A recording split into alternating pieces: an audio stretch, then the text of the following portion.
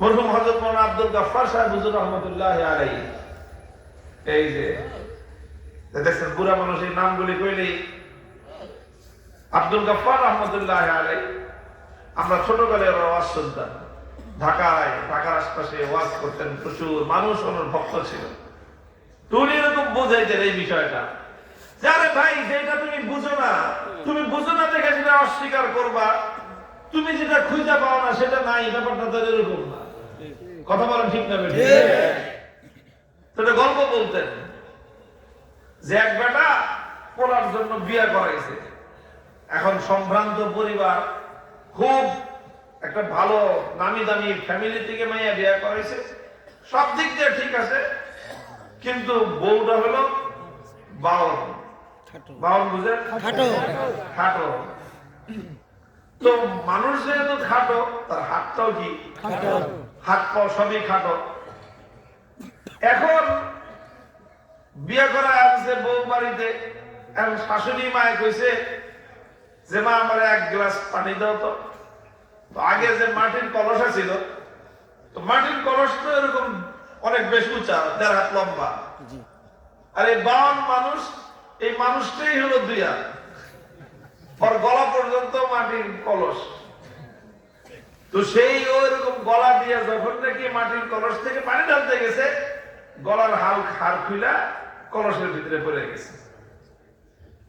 কলসের ভিতরে পড়া তো হাড় চলে গেছে কলসের তলায়, এখন তো পানি আনে না। শাশুড়ি মায়ের বিয়েতে মা বৌমা পানি আনো না কে, এতক্ষণ হয়ে গেল। কয় যে আমার হাতটা খুইলা কলসের ভিতরে পড়ে গেছে। ভালো কথা, উঠে না। আমি তো অনেকক্ষণ ধরে হাত দিয়ে খুঁজতেছি, কিন্তু এই কলসের তো কোনো তলা নাই।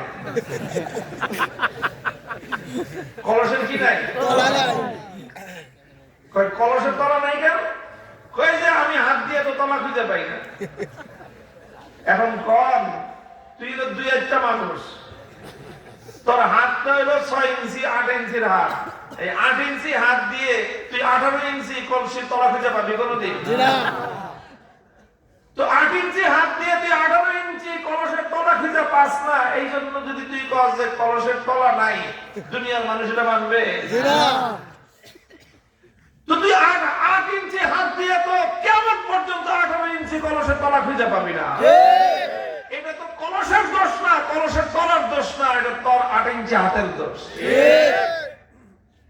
দুনিয়াতে যারা আল্লাহর কোরআনের কথা যাদের বুঝে আসে না, ইসলামের কথা যাদের বুঝে আসে না, তাদের মেধা এবং তাদের বিবেক এবং তাদের বুদ্ধির দৌড় হলো 8 ইঞ্চি, কোরআন হাদিসের গভীরতা হলো 18 ইঞ্চি।